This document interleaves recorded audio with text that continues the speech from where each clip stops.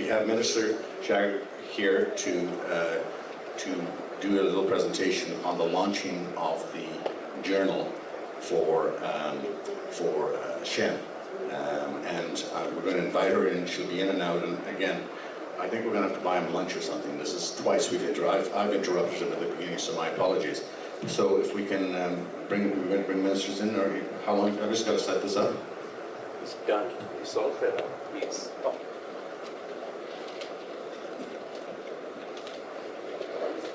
Oh, I didn't ask you to do that. How are you? You know I would not tell you to interrupt you. All right. Like a professor. My fault. We have some hard copies of the journal that we got made. Now I'm going to tell the story of this other lady. The lady's name is Sami Rafiq. She's a professor at Aligarh Muslim University in India. And about 8 months ago, I got an email from her, just like I got an email 18 months ago from Tinia Fioduta, that she wanted to do something for Shen. And when I inquired as to what she would want to do, she says, I see you do not have a journal. I'll help you have a journal. I'm a professor of English. I'll do the editing. And that was God sent for us. So we jumped on the idea. We took a few months to come up with a way of working in writing that we could both agree on. And this is the result. And this is the scissors. And here. Bottom up? Bottom up, down, doesn't matter. This is the launching of the journal, and you can read the title out loud so that everybody knows what the journal is. So it is Cloverleaf, Journal of Education and Involvement and All-Encompassing Spirituality. Woo! I would like to invite three people here. Bob and Sandy and Stephen. By the way, can we have a round of applause for Ms. Chagger? She's the first woman House Leader in the history of August 2016. Congratulations.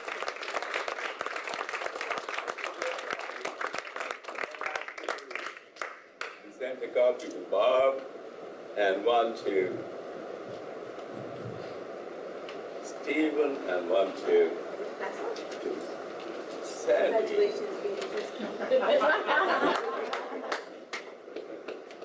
Thank you so much. Great job.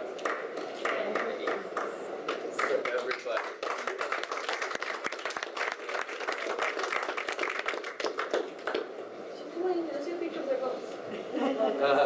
We'll tweet out.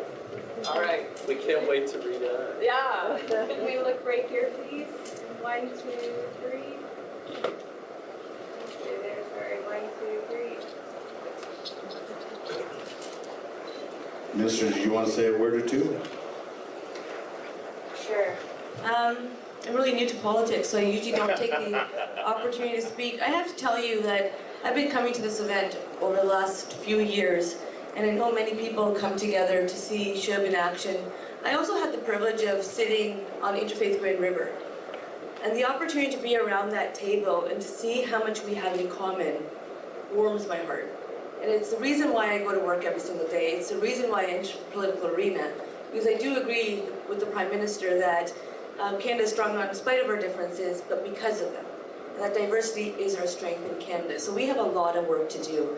And I will say, work with us. Work with your Member of Parliament. We are very lucky in this region. We have 5 MPs. We're all working very well together because we want to see our region grow for our nation. And that's what we're asking of members of Parliament, to take the political arena back to the purpose. And I think the work that we do at Interfaith Grand River and that Shen does, it reminds us what spirituality is and what it does for each of us. But different gods do not pit different religions against each other. we actually say the same message. And it's to treat each other very kindly. It's to treat your neighbors like you do your family and your friends. And one thing we have to do better is that we have to treat people better, all people better. And we have to remember that we are Canadians, and Canadian values are of equity, inclusion, and respect for all. So I am blessed to be part of this community. Shiv, to your volunteers and your team, thank you for doing this every single year. Thank you for having me here, and keep up the good work. Congratulations on the journal. Thank you. Thank you so much, Mr. Chagger. We have been talking about First Nations spirituality, and we have a wonderful, wonderful representative of First Nations right here, is Kevin Nadjiwon. And Kevin's got a little something for you. Good day, and thank you so kindly, Bardish. The gift that we have for you is, as we were visiting with yesterday, as to the power of our relationships with the environment around us, is that one of the first gifts given to the human being was tobacco. And tobacco is your Wi-Fi and your lifeline with all creation. So as you're out there representing that, take the time, there's a little tobacco in here, put it in your left hand, and as you go into these courts and these arenas to protect the families and the children and all of us that you'll be looked after. And on this, you'll see the four directions of the human being, the white and the yellow and the black and the red. And as we come together in unity, as we are here, that we move as one mind and one heart. And the nurturing of the mother bear, that you'll be so gentle and kind and strong to do that good work. So I want to thank you so very much.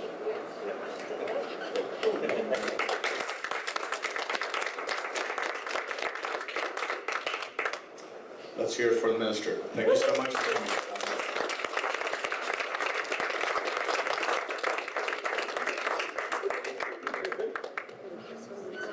Sorry for interrupting. You're not interrupted at all.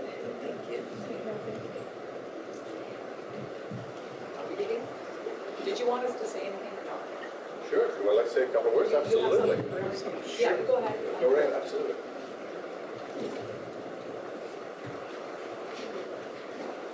So, first of all, I want to talk about a couple of challenges. First of all, the challenge that faced Professor Rafik and her editorial team and Shen in bringing Cloverleaf to where it is now. And the second is my challenge in writing for Cloverleaf. Now, in real life, much of the work that I do and have done over the past 45 years has to do with editing periodicals. And for a few of those years, I was also chair of the membership committee of Canada's Magazine Trade Association, what was then called the Canadian Magazine Publishers Association, and is now known as Magazines Canada. And during that time, a very large proportion of the new magazines that were launched in Canada came across my desk. So I have a sense of what's involved in bringing out a new magazine. And my experiences taught me that moving forward from idea to finished product, whether in print or online or both, is a long, slow, painstaking process, especially when you're dealing with as ambitious a subject area as education and evolvement and all-encompassing spirituality. So everyone who participated in bringing out this first issue of Cloverleaf deserves our congratulations.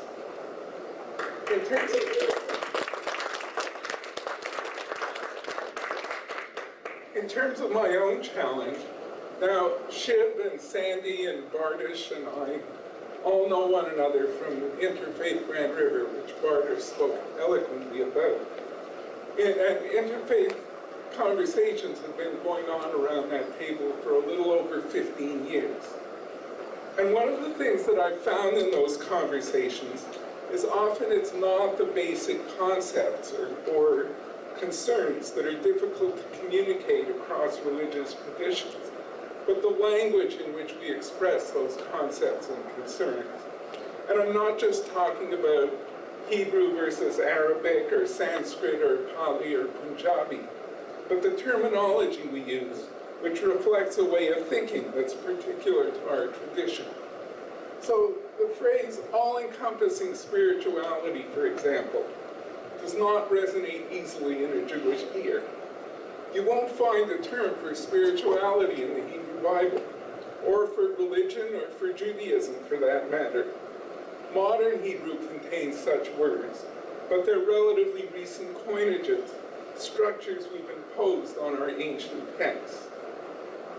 And even though being monotheists, we do have an all-encompassing God, whom we call Melech HaOlam, ruler of the universe, or eternal ruler.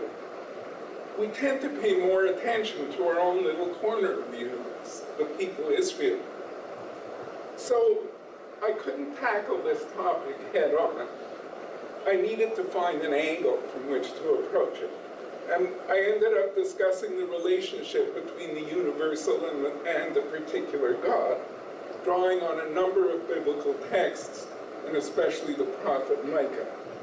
I hope I've contributed something of value to the discussion, but that's for you, the reader, and I hope you all will be readers, to determine.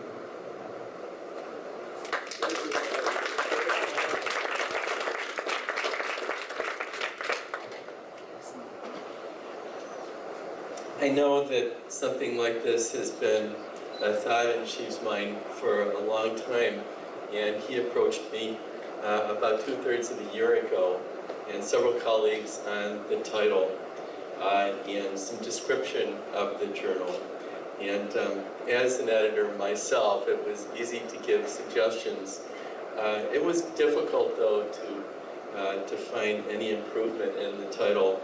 And I think that sincerely, this fits Shiv's heart to find our journal which expresses the spiritual and in a global way, in a way that can express what we believe in individually, yet speak openly to the range of beliefs out there. I didn't prepare for this, and I'm awfully impressed because first it was an idea, then it was an online journal, and this is actually tangible. It's just incredible how it's come along.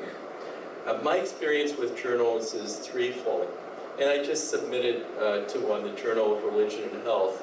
It was an article on the IRB as research subject. So that's the first item I want to land on. Does anybody here know what an IRB is? Raise your hand. Enforcing this. So look at, there are no hands raised. An IRB is an institutional review board, and it's a very specialized technical concept. And the journal itself does not have circulation abroad. It's to people who are academic researchers in the health field and only in the health field, and it has a purpose, but it only gets so far. So there's one kind of journal, and there are many out there like that. And the second genre of journal I'm connected with is ultimate reality and meaning, and Shiv mentioned the society. It's very interdisciplinary. It tends to be, even though it encompasses many disciplines, it tends to be philosophical. And Tibor Horvath, bless his heart, who started the journal, he wanted the emphasis to be on the scholarly. And so that's where it originates, and that's sort of where it ends up. And I have a lot of warmth for that, but it also has only limited reach. And so I know that Shiv wanted to cross borders and to create something which really touches you and me out there, not just a limited group of people, and that has ultimate meaning and reaches up to God, but in a way that binds people together. And so Shiv, I'm just very impressed that you've achieved this, and I myself can think of contributions that I could make and that friends of mine could make to this. So I guess this is also a call to those of you, and I think some of you have already added to this first issue, to sit down with pen in hand and put on your thinking cap and also listen to your heart and contribute to this wonderful new journal that's out there. Thank you, Shiv.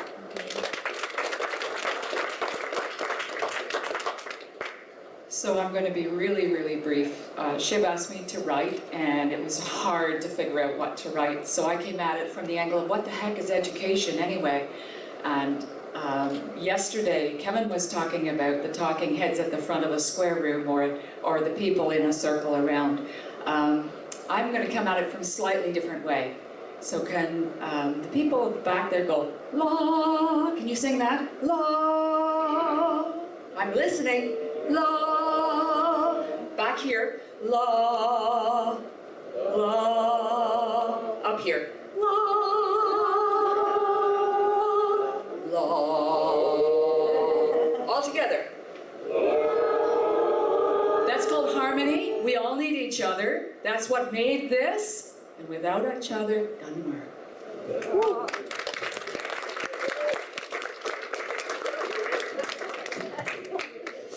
Shiv. I want to thank Minister Chagger and Sarah Milne who brought her here, and of course our friends, the three friends here who encouraged and wrote and came here for the launching. Next time, there may be a lynching. If I don't do a good job of it. So thank you so very much. Everybody will have access to the journal. There will be a website. The website exists.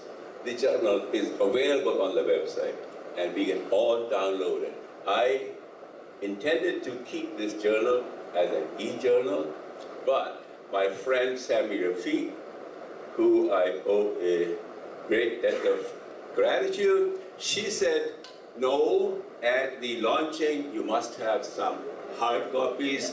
So I sat down and I made the cover and I did the whole thing, and this is what resulted. So if there are problems and inaccuracies or whatever, lynch me. Thank you. That's it. Can we hear it for Shiv?